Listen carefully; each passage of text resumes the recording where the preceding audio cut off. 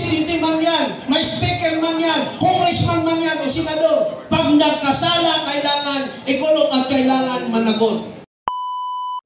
So, yan ang panawagan ng One Bangsa Coalition.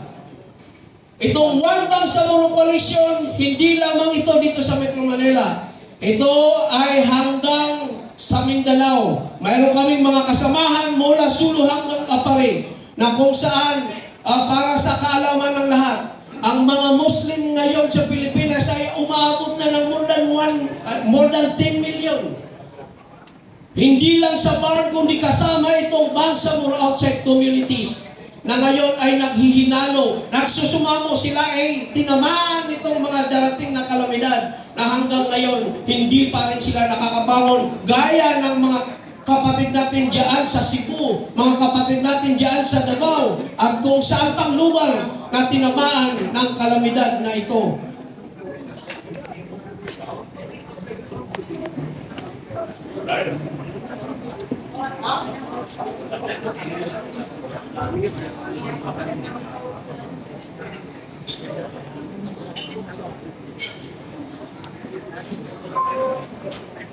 So bago ako magpatuloy, nais ko lamang bigyan ng daan itong mga kaibigan natin dito na magsalita kahit maikli lang while hinihintay natin yung ating mahal na Governor Manong Chavit Singson. Siguro mga 1 to 2 minutes, mag-umpisa tayo dito sa bandang kanan.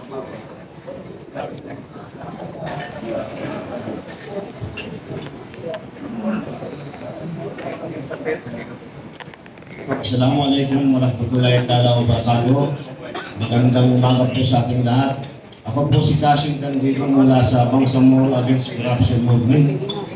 Ang Bangsamoro Corruption Movement ay nakikiisa sa sambayan ng Pilipino sa tuloy-tuloy na panawagan laban sa korupsyon.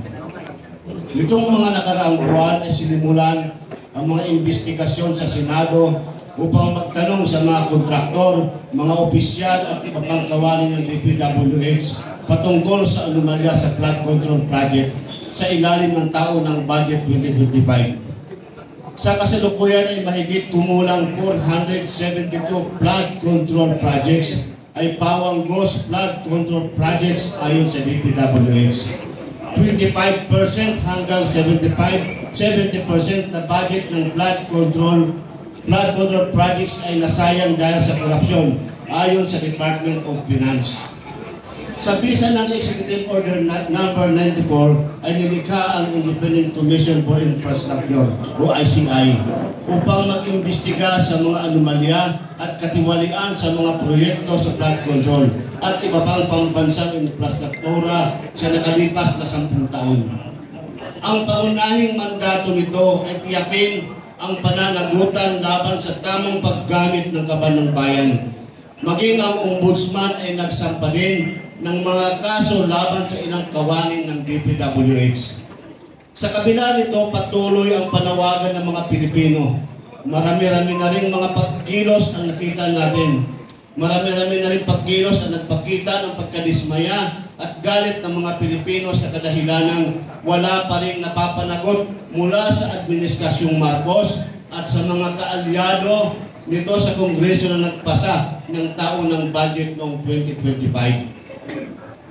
Kung kaya tayo sa Bangsamoro Against Corruption Movement, kasama ng bawat Pilipinong nananawagan ng panagutin ang lahat ng mga opisyal ng gobyerno na nakibahagi at naging instrumental sa pagbalangkas at pagpasa ng budget na nagbigay daan sa anomalya ng flood control. Wala tayong dapat kilingan.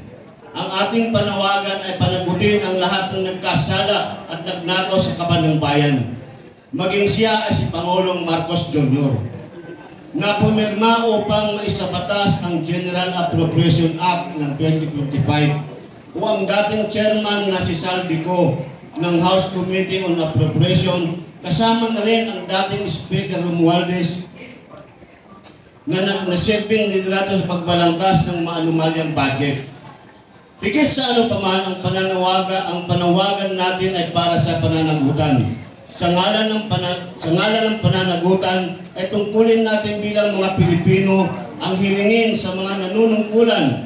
Public office is a public trust na ang soberenya ay nasa kamay ng bawat Pilipino, na sila ay halal lamang ng taong bayan at maaaring tanggalin sa kanilang mga pwesto sa pamamagitan ng pagpapatupad ng probisyon ng saligang batas.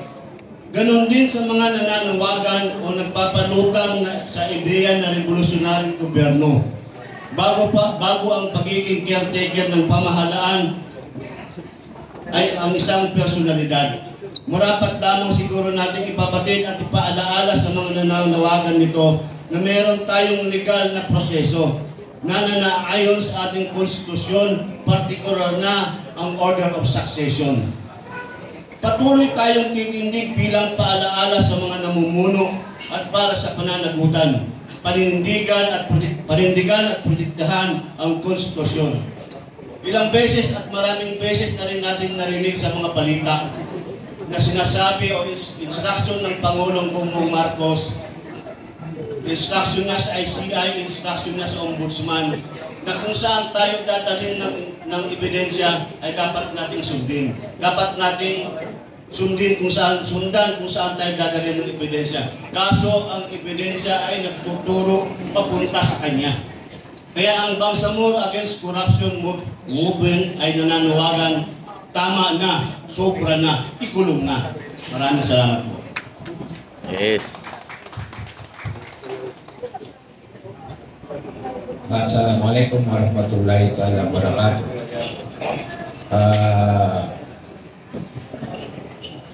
Ikli lang po ang aking masasabi dahil basa natin ito si brother. So sa akin lamang, kaming samahan ng Paranaque Muslim Jamaah Federation ay dapat ang nagkasala sa batas ay dapat makulong. Yun lang po, maraming salamat po sa inyong lahat.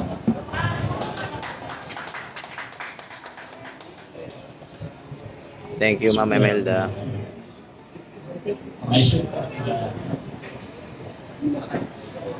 Ang Bangsamoro community outside Bar ay nakikaisang nananawagan ay hindi lang panawagan ng mga Bangsamoro na nakatira sa outside Barn, kung hindi yung panawagan ng kapatid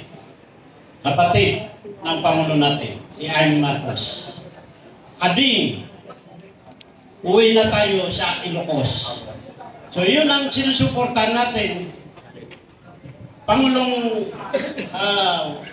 Marcos, maniwala ka sa panawagan ng kapatid mo dahil lumaki ka dahil sa kanya. So, sinusuportahan natin dahil alam natin na nagsalita na yung kapatid mo.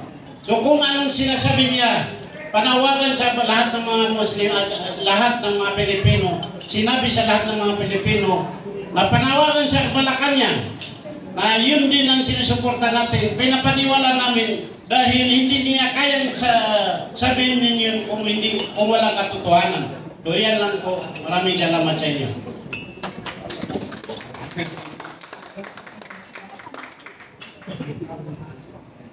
Assalamualaikum warahmatullahi wabarakatuh.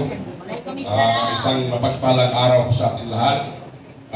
Ang United Muslim Leaders of Luzon Federation ay nakasuporta, full support sa ating One Bangsamoro Coalition sa soft launching ngayong araw. Ang aking masasabi ay iba na po ngayon ang panahon. Dati po ang mga magnanakaw ay mga kinukulong. Ngayon ay ang mga magnanakaw ay nandun sila sa mga television, andun sila sa magagandang bansa, andun sila sa masasarap ng mga restaurant. Sila pa ang mayayabang kaysa hindi mga magnanakaw. Kaya ang mga magnanakaw na yan, mga mandarabong na yan, sana ay makulong sila sa lalong madaling panahon. Assalamualaikum warahmatullahi ta'ala wabarakatuh. Ang hina ng signal ko, ikot-ikot. Load ka? Ha? Mag-load. Bismillahirrahmanirrahim. Bagong luto eh. Assalamualaikum warahmatullahi ta'ala wabarakatuh. Bakit ako ni-remove? So, Ang yeah. aking itinitindig ngayon dito ay ang tinatawag natin Federation of Islamic Community of Bulacan. Ito po ay nagsimula noong panahon pa ng dating gobernador Wilhelmino C. Alvarado.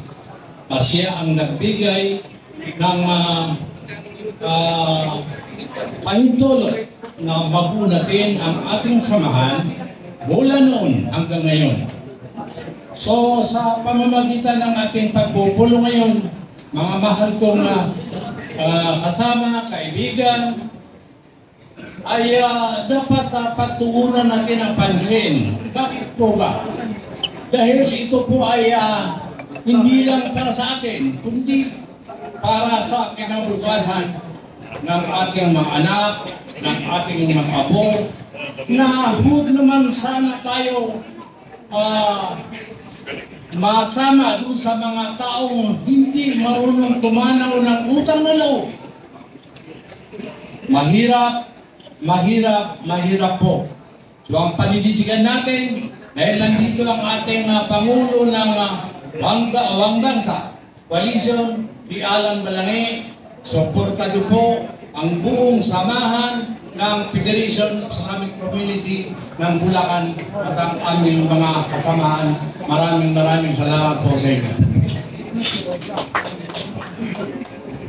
So magandang umaga po sa inyo lahat. Ako po si Dato Panihad mula sa Order of Magani. Kami naman po mula sa hangin ng mga katutubo. Malinaw po namin kinukundina yung mabagal na proseso at walang linaw na solusyon doon sa nangyayaring korupsyon natin. No? So isa sa tinitindigan namin mga Order of Magani yung pagkukulang, no? Hindi kasi kami masaya doon sa 8 o 9 na nakulong ng mga DPWH na pinapandera ng palasyo ng ating gobyerno na akala nila, nakuha na nila yung simpatya natin at patutuwa na kami doon sa ginawa nilang kilos na akala nila totoong lumalaban sila sa korupsyon. No?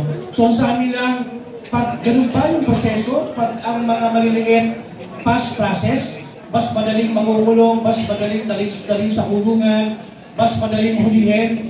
Pero pag yung mga naunang pinangalanan, katulad ng dalawang DPWH na si Bryce Hernandez at si Henry Alcantara kasama si Yusuf Bernardo at yung mga ilang na pangalanan pa na diskaya, ay hindi pa rin ho nakukulong. Ano ba tawag doon? Due process? Yung pa rin ba ang pinagkakaiba ng ating gobyerno sa kasalukuyan ngayon? Pag mahirap ka, pagka naging utusan ka lamang ng mga nasa taas na to, past process. Pagka nasa gobyerno ka at kaalyado ka, due process. So ganun ho yung nangyayari ngayon sa kasalukuyan. Hindi po kami masaya sa nangyayaring hakbang ng gobyerno na sinasabi ng Pangulo na may makukulong. Mas masarap po kung makulong yung mga unang pinangalanan. Ano mo bang iniba doon sa mga pinangalanan na mga witness at ni ex-Congressman Saltico? Pinangkit naman din sila. So sa amin lang dito bilang mga katutubo, gusto namin magkaroon ng malinaw na sabi nga ng panawagan nga natin, transparency at accountability. Dapat lahat malagot. Dapat lahat walang pinipili. Kung sino man yung mga nabanggit, dapat bigyan ng bigat, bigyan ng pagpapahalaga. Sino man yan, kung saan man galing yan. Kung Congressman, ex-Congressman Saltico, kung ating pong babalansin, nung hindi pa ho nag-iingay itong mama, nakita ho natin kung gano'n nila pinapahalagahan. Ngayon ho, nag-iingay na ho yung mama at nagbabanggit na po kung ano yung kanilang mga karugtong o kanilang kaugnayan dun sa korupsyon, kung ano-ano na po ang binibintang sa kanila. So sana ho, bigyan ng pansin ng lahat. Kung sino ang tinuro, itulad din po doon sa mga 8 na huli, tanggalin ho natin yung due process at yung past process. Yan po ang sakit ng ating lipunan. Pag mahirap ka, madali ka ikulong, past process. Pag nasa katungkulan ka, kaalyado ka, due process. So yan po ang nangyayari ngayon. Hindi po kami masaya sa kasalukuyang investigasyon, hindi po kami masaya sa mga nangyayari ngayon at hindi po kami mauuto doon sa mga 8 na pinansinta nyo na nahuli. Mas maganda ho kung ang makukulong ho, yung mga unang nabanggit at yung mga unang pinangalanan, yung mga malalaking politiko na involved dyan, mas masarap po na sama-sama ho sila doon sa siyang na nahuli sa kalukuyan isama po natin yung mga mas malalaki. Mas matutuwa po ang sambayan ng Pilipino kung wala po tayong due process na sinasalang katulad po ng mga past process sa mga mahihirap na Pilipino. Yan po ang daing ng mga Pilipinong maliliit. Pagka mahirap ka, ulong ka kagad. Pag mayaman, VIP ka sa gobyerno. So sana, kung talagang seryoso ang Pangulong Marcos na bigyan ng proseso, bigyan ng hustisya ang taong bayan sa panawagan natin, ilahat na po natin yan. Lahat po yan, suotan po natin ang kulay dilaw na damit. Ikulong po natin ang dapat ikulong. Baka magbago po ang isipan ng sambayan ng Pilipino sa gobyerno ito. Pero sa kasalukuyan, hindi po kami masaya sa ipinirsinta dahil naniniwala po kami na sa ngayon, magkaiba ang past process at sa due process. Maraming salamat po sa inyo.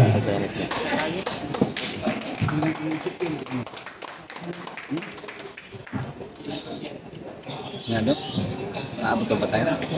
Aabot ba tayo? Wala.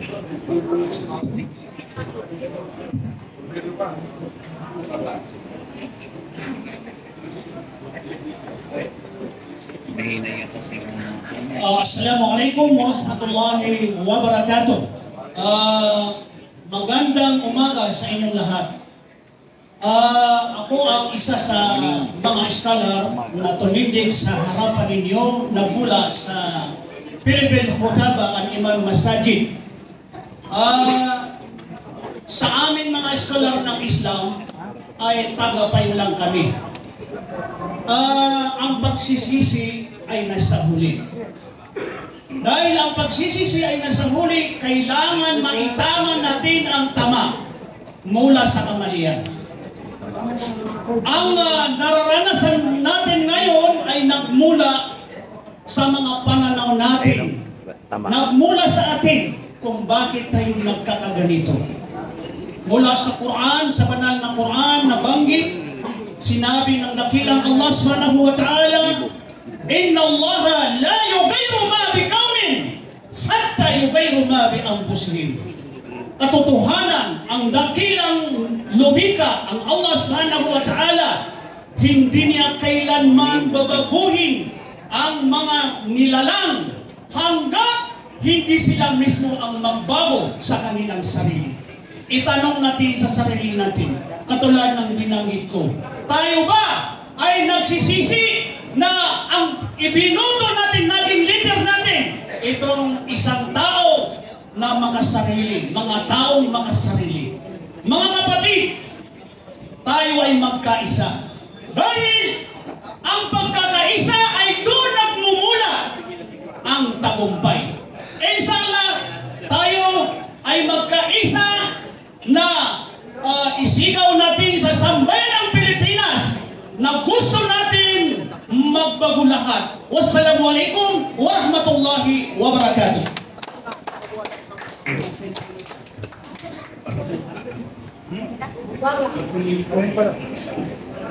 Assalamualaikum warahmatullahi wabarakatuh. As a president of Mobile Dawah of the Philippines, my dear brothers and sisters, fellow countrymen for truth, justice, and nation building, today we stand together not merely as citizens of the Philippines, but as guardians of integrity, protectors of moral values, and carriers of responsibility for the next generation. Corruption has long been a one in our country. It steals from the poor, weakens our institutions, and dims the bright future our youth deserve. Every peso lost to corruption is a classroom not built, a medicine not purchased. It is not only a legal issue, it is a moral one. It is a betrayal of public trust, betrayal of Filipino people, and betrayal of God's command to stand firmly for justice. As member of the Mobile Dawah of the Philippines, our mission is not only to spread knowledge, compassion, and guidance, it is also to embody honesty, humility, and responsibility. Dawah is not only in our words, it is in our actions. It is in how we treat public resources. It is in how we uphold fairness, even when no one is watching. It is in how we raise our voices against wrongdoing, even when it is uncomfortable. Today, I call on every Filipino Muslim, Christian, and all people of faith goodwill to join this movement for transparency and accountability. Transparency means nothing hidden, nothing done in the shadows. Institutions and communities must be open to scrutiny. It means that public office remains as public trust. Accountability means owning one's actions. It means that no one, no matter their position, should be above the law. No one is above the law. We have our Philippine Constitution to follow. Let us be the generation that is enough to corruption. Thank you very much. Assalamualaikum warahmatullahi wabarakatuh. Mabuhay ang Pilipino! Mabuhay ang One Bangsamoro Coalition! Next kong tawagin si Professor Doreen Espano, Eminent Foreign Minister.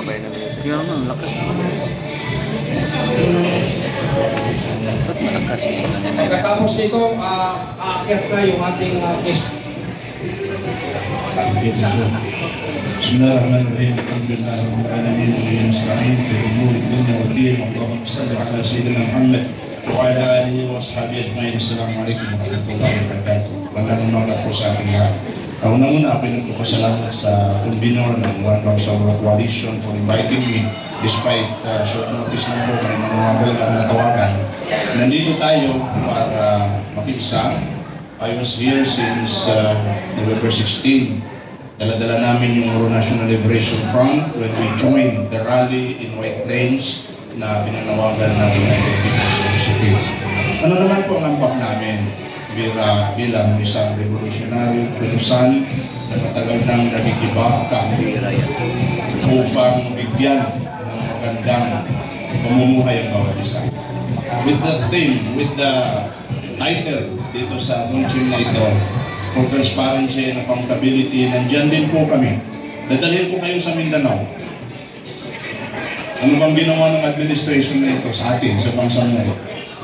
Kaya natin at gusto, kahit nasa Metro Manila tayo, nasa Cebu tayo, nasaan-saan man tayo, lupalok ng mundo, Bangsamoro pa rin tayo. So, sa atin. Yung ginawa po sa bar, pinalitan ng overnight. Pinalitan ng overnight. Yung Chief Minister natin napakalaking insulto sa atin. Yung pinalitan ang sulong from the area of autonomy na insulto rin po sa atin. Ngayon, tumayo itong isang congressman, kwento ko lang sa inyo kasi part kami ng galaw na ito. Tumayo itong napakabatang congressman na nagsasabi, in the person of Congressman Kiko Barsaca, sabi niya, kung hindi man lang titino itong gobyerno na ito, mabuti pang ihiwalay na natin ang Mindanao. So seryosong salita po yun. Pinuntahan ko siya sa opisina niya sa Cavite, nag-usap kami, sabi ko, you have to put into action that statement. Punta ka ng Mindanao, sasamahan kita. Umikot po kami ng November 13, 14, 15 upang konsultahin ng Bangsamoro. To our surprise, namumuna pa ang Davao nagsasabi na maging independent sa dapat ng Mindanao. So seryoso po tayo dito. Bakit? Kasi gagawin lang po tayong collateral nitong gobyerno na ito. Mas malalim pa dyan sa corruption na yan, mas malalim pa dyan sa iba pang mga issue na nakikita lamang natin sa labas. Ang usapin ng warmongering against China. Mantakin mo ang Chief of Staff natin nagsabi, hold the line in 20 days, in 30 days, darating ang tulong. Ganun na ba mentality natin? Kaya natin ang China? Sa tingin nyo ba ay magbibenepisyo tayo kung kapag tayo? Kami po sa MNLF, hindi ganun ang paniwala namin. Kaya, we are against that. Pangalawa, yung pong hakbang na gagawin na naman ng gobyerno, gagawing sovereign guarantee ang ating mga mina sa Mindanao. Sovereign guarantee, ginagawa na po nila ito. In fact, yung Area 10 ng Sulusi ng ating oil ay na-award na sa isang napakalaking kumpanya. Ano ibig sabihin nun? Ninakaw nila ang pera, babayaran nila, minerals po natin ang kukunin. So tayo, sa Bangsamoro, una kami sa MNLF, ang panindigan po namin, huwag naman tayong baguhin na lang. All the time, dito sa history natin, wala nang ginawa itong gobyerno na ito kundi gabuhin tayo at gabuhin. So seryoso po tayo dito. Sa usapin na ito, sana sa mga tala, maaari natin pag-usapan ito sa ibang level na kami sa Moro National Liberation Front, maliban dyan sa mga agreement na natapos na hindi naman tinupad ng gobyerno, meron na po kaming hakbang na gagawin at iangat na po namin ito sa United Nations Decolonization Commission in Sabah. Assalamualaikum warahmatullahi wabarakatuh.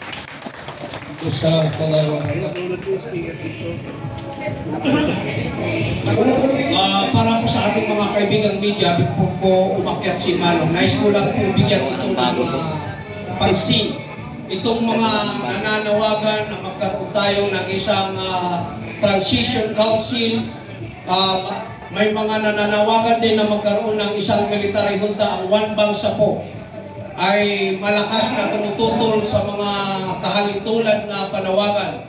Sapagkat ang sa amin po sa One Bangsa, ang aming gusto ay sundan kung ano man yung naririyan sa ating saligang batas. Huwag po tayo lumayo dahil kapag tayo ay lumihi sa ating konstitusyon, mangangamba tayo na tayo ay magkakaroon ng isang malawakan at malaking constitutional crisis. Kaya kami po sa One Bangsa ay nagala noong magpahayag ng kahandaan ang ating Vice Presidente Sara Duterte. Kanyang sinabi, kung sakaling umaba sa pwesto o mawala ang Presidente Marcos, siya ay handang pumalinig bilang Pangulo ng Pilipinas. So amin po kinagalak yun dahil alam po namin na ito ang nasa ating saligang batas. Inuulit ko, ang One Bangsa Coalition ay hindi sumasang-ayon sa ipinapanawagan na magkaroon ng isang transitional council o yung iba pang uri ng military junta na mamumuno sa ating bayan. Kaya ngayon, nakikita nyo, kami ay lubusang nagkakaisa para doon sa aming panawagan na huwag na tayo lumayo sa ating saligang batas. Dahil kapag tayo ay lumihi sa batas, mas lalo tayong magkakaproblema, hindi lang sa panahon ngayon, kundi doon sa mga iba pang panahon na darating sa ating bayang Pilipinas. Maraming salamat po. Kami po ang mga kababaihan ng Llano del Sur, mga Maranao, na mga kababaihan na lumalaban at nagpaparamdam sa gobyerno ni Pangulong Bongbong Marcos. Kasama na dito ang mga datos, mga bayi, mga sultani, mga baialabis, and professional, and also sa mga vendors na nandito sa buong Pilipinas. So, may isang tinig at iisang panindigan. Sa araw na ito, kami ay nagpapahayag ng isang marangal na panawagan sa aming pinakamamahal na kauna-unahang Muslim, Maranao, at Bangsamoro, no less than Honorable Amina Pangandaman. Si Secretary Amina ay hindi lamang opisyal ng pamahalaan. Para sa amin, siya ay simbolo ng pag-asa ng kababaihan na may integridad at unang Maranao na umabot sa isang napakataas na antas na serbisyo o publiko sa isang kwento na ipinagmamalaki namin sa henerasyon ngayon at sa mga darating pang henerasyon. Ngunit sa nakaraang linggo, kami ay nababahala, nasasaktan kami sa mga paratang at intriga at pagdawit sa kanyang pangalan kaugnay sa usaping flood control. Bilang mga kababaihan ng Llano del Sur, nais namin maging malinaw na hindi tinatanggap ng anumang paglalagay ng sisi kay former Secretary Bai Amina Pangandaman ng walang patas at malinaw na batayan. Kung siya man ay nagbitiw ng kanyang tungkulin o kung siya man ay sa pilitang pinalabas na magbitiw sa kanyang opisina, karapatan niya at karapatan naming malaman ang katotohanan.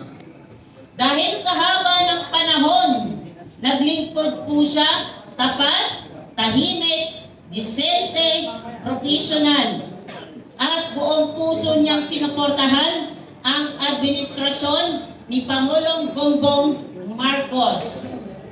Nararapat lamang na igalang ang kanyang pangalan, ang kanyang sakripisyo, at ang kanyang prinsipyo bilang isang babaeng maranaw na dapat ginagalang. Nararapat lamang na igalang ang kanyang pangalan, ang kanyang sakripisyo sa pamumuno ni Pangulong Bongbong Marcos. Hindi siya sumikat sa ingay o politika. Sumikat siya dahil sa trabaho, abilidad, katapatan. Kaya kami bilang kababaihan ng Lanao del Sur, magalang ngunit mariing nananawagan ang sekretary, kung inyong mamarapatin, sabihin po ninyo sa bayan ang inyong nalalaman patungkol sa kinakaharap na flood control sa ating bansa. Hindi upang magdulot ng hidwaan, kundi para sa katotohanan at kapanatagan ng lahat ng Bangsamoro. Lalo na ang mga taong nagmamahal at naniniwala sa inyong kakayahan. Ipakilinaw po ninyo kung ano ang tunay ng dahilan ng inyong pag-alis mula sa inyong posisyon. Ito ba ay personal na desisyon o ito ba ay desisyon ipinilit sa inyo? Kami bilang mga kapwa Bangsamoro ay karapat-dapat na makarinig mula sa inyo. Ma'am Former Secretary Bai Amina Pangandaman, nananawagan kami sa pamahalaan at sa publiko, huwag ilagay ang bigat ng sisi kay Former Secretary Amina Pangandaman. Hindi siya dapat gawing panakipbutas, hindi siya dapat gawing biktima ng political convenience, at lalong hindi dapat malusaw ang kanyang mga taon na tapat, disente at tahimik na nagserbisyo sa ating bayan.